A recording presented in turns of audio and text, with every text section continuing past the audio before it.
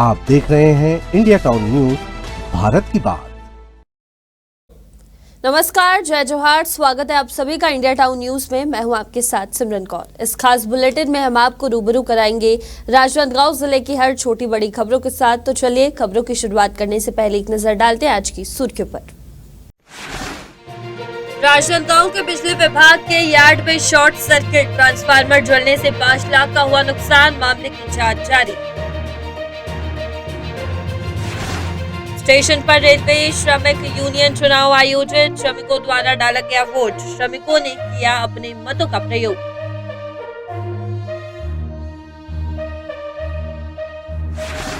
बिजली कटौती के खिलाफ ग्रामीणों का प्रदर्शन, विधायक के पुतले जलाने की दी चेतावनी, शहर कांग्रेस अध्यक्ष भी रहे मौजूद। समस्याओं को लेकर कलेक्टोरेट पहुंचे अर्जुनी के ग्रामीण, शासकीय भूमि पर कब्जे को लेकर की शिकायत, गांव के ही ग्रामीण पर कब्जे का है आरोप।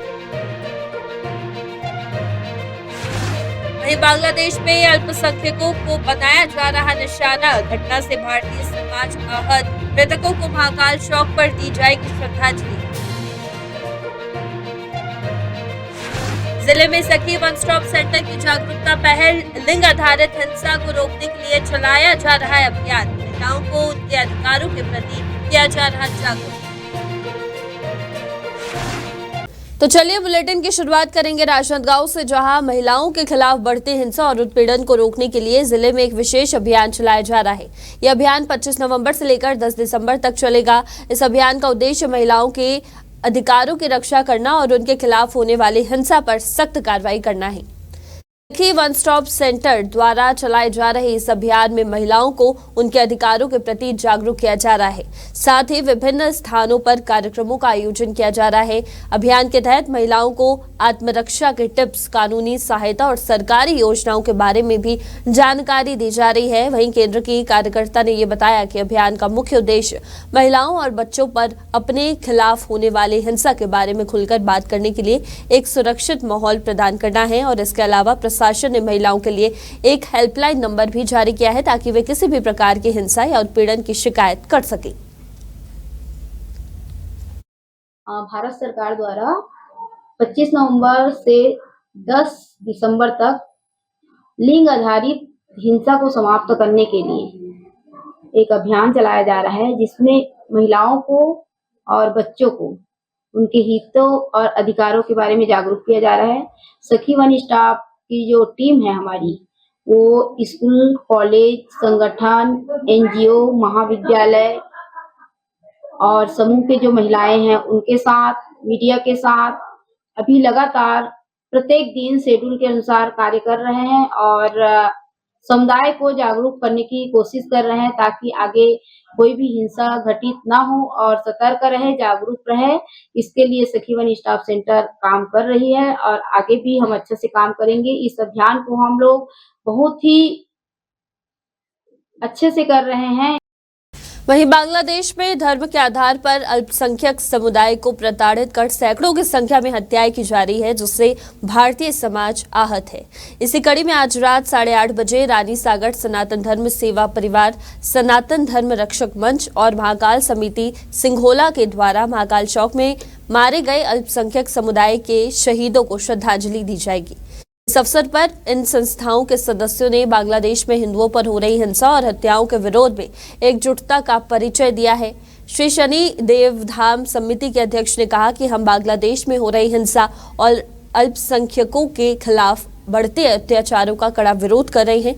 इस दीप प्रज्वलन से हम उनके परिवारों के साथ अपनी एकजुटता और संवेदना व्यक्त करते हैं। अगली खबर राजनांदगांव से है, जहां ग्राम अर्जुनी के ग्रामीण कलेक्टर कार्यालय पहुंचे और शासकीय भूमि पर कब्जा करने को लेकर शिकायत की है। ग्रामीणों ने आरोप लगाया है कि ग्राम के हरिराम साहू ने शासकीय भूमि पर अवैध कब्जा कर लिया है और इससे पहले भी ग्रामीणों ने इस मामले में आवेदन दिया था, लेकिन अब तक किसी प्रकार की कार्रवाई इस मामले में नहीं की गई है। ग्रामीणों का कहना है कि हरिराम साहू ने जमीन पर अपने फायदे के लिए कब्जा कर लिया है, जिससे ग्रामीणों को कई परेशानियों का सामना करना पड़ रहा है। उन्होंने कलेक्टर से जल्द इस मामले की जांच पर कार्रवाई करने की मांग की है ताकि शासकीय भूमि की सुरक्षा की जा सके। अगली खबर राजनांदगांव से है, जहां जिले के ग्रामीण क्षेत्रों में लगातार हो रही बिजली कटौती को लेकर आज क्षेत्रीय ग्रामीणों और शहर कांग्रेस अध्यक्ष के नेतृत्व में एक प्रतिनिधि मंडल ने बिजली विभाग में ज्ञापन सौंपा है। ज्ञापन में उन्होंने बिजली आपूर्ति की व्यवस्था में सुधार की मांग की है और चेतावनी दी है कि अगर समय रहते समस्या का समाधान नहीं किया जाता है तो आने वाले समय में क्षेत्रीय विधायक का पुतला जलाया जाएगा। ग्रामीणों का कहना है कि लंबे समय से बिजली कटौती के कारण उनका जीवन अस्त व्यस्त हो गया है। विशेष रूप से कृषि कार्यों में लगे लोग और छात्र इससे बुरी तरह से प्रभावित हो रहे हैं। कटौती के चलते पानी की आपूर्ति भी बाधित होती है, जिससे जनजीवन पर प्रतिकूल असर पड़ रहा है। शहर कांग्रेस अध्यक्ष ने इस मुद्दे को लेकर कहा है कि ये केवल एक तकनीकी समस्या नहीं बल्कि लोगों की बुनियादी जरूरतों से जुड़ा हुआ मामला है और सरकार को इससे गंभीरता से लेना चाहिए। आज हम लोग सब स्टेशन सिंघोला विद्युत विभाग के कंप्लेन लेकर आए हैं। आज कार्यपालन अभियंता राजनांदगांव के पास आज आवेदन दिए हैं हम लोग कि अघोषित बिजली कटौती बार बार लोगों होने से परेशानी है। आज हम लोग जनपद सदस्य लोग, सरपंच लोग, पंचगण और ग्रामीण जना हैं।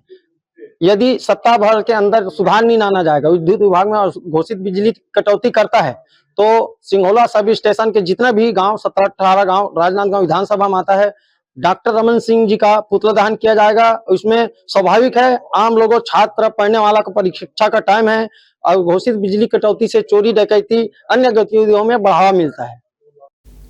खबर राजनांदगांव से है, जहां रेलवे स्टेशन पर रेलवे श्रमिक यूनियन का चुनाव आयोजित किया गया है, जो कि 4, 5 और 6 दिसंबर तक होना है। चुनाव के पहले दिन रेलवे के श्रमिकों ने चुनाव में भाग लिया और अपने मतों का प्रयोग किया है और ये चुनाव नागपुर मंडल के तहत आयोजित किया गया, जिसमें कुल 400 श्रमिकों ने वोट डाले हैं। इस चुनाव का उद्देश्य रेलवे कर्मचारियों के अधिकारों, कल्याण और कार्यस्थल की बेहतर स्थिति के लिए नए प्रतिनिधियों का चयन करना था। चुनाव प्रक्रिया शांतिपूर्ण तरीके से संपन्न हुई है और श्रमिकों ने भारी उत्साह के साथ मतदान में भाग लिया है। इस चुनाव के परिणामों के बाद श्रमिकों के लिए उनकी समस्याओं और आवश्यकताओं के समाधान के लिए कार्य करने वाले प्रतिनिधियों का चयन किया जाएगा। ये रेलवे का संगठन जो है, कर्मचारियों का जो यूनियन है उसका चुनाव है। इसमें अभी 6 पार्टी, 6 यूनियन चुनाव लड़ रही है SCCR में, जिसमें ये 5 या 6 को चुनाव है और 7 को भी है जो रनिंग स्टाफ लोग के लिए है। इसमें से एक जिसको मान्यता प्राप्त होगा फिर वो वहाँ का उसका प्रतिनिधि वहाँ आगे रेलवे कर्मचारी के प्रतिनिधि के रूप में काम करेगा। सबसे पहले तो आप सभी को बहुत बहुत धन्यवाद कि आप यहाँ पर आए हैं।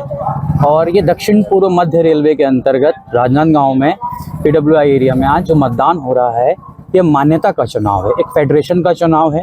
जो ट्रेड यूनियन है, all India railway men's federation की तरफ से साउथ ईस्ट सेंट्रल श्रमिक यूनियन, मजदूर कांग्रेस, NFIR, ऐसे 6 संगठन अभी हम मान्यता के लिए लड़ रहे हैं। इसमें रेलवे की आवाज़ रखी जाती है सरकार को।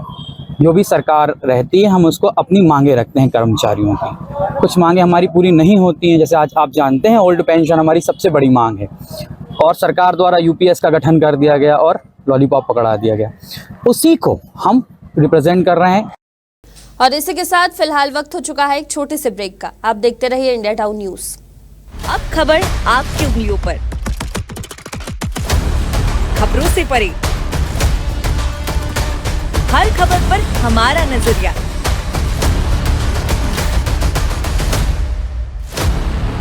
इंडिया टाउन न्यूज, भारत की बात।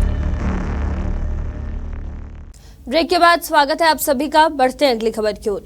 राजनांदगांव में 2 दिन पहले बिजली विभाग के यार्ड में शाम के समय शॉर्ट सर्किट होने से एक बड़ा हादसा हुआ था। इस हादसे में ट्रांसफार्मर जलकर खाक हो गया था, जिससे बिजली विभाग को लगभग 5 लाख रुपए का नुकसान हुआ है। बताया जा रहा है कि शॉर्ट सर्किट के कारण ट्रांसफार्मर में आग लग गई थी, जिसके बाद विभाग को तुरंत कार्रवाई करनी पड़ी। घटना के बाद बिजली आपूर्ति प्रभावित हुई थी, जिससे क्षेत्र के कई हिस्सों में बिजली कटौती का सामना करना पड़ा। आग लगने से बिजली विभाग को 5 लाख रुपए का नुकसान हुआ है, जिसकी जांच जारी है। और इसी के साथ हमारे इस खास बुलेटिन में आज के लिए इतना ही। आप देखते रहिए इंडिया टाउन न्यूज। नमस्कार।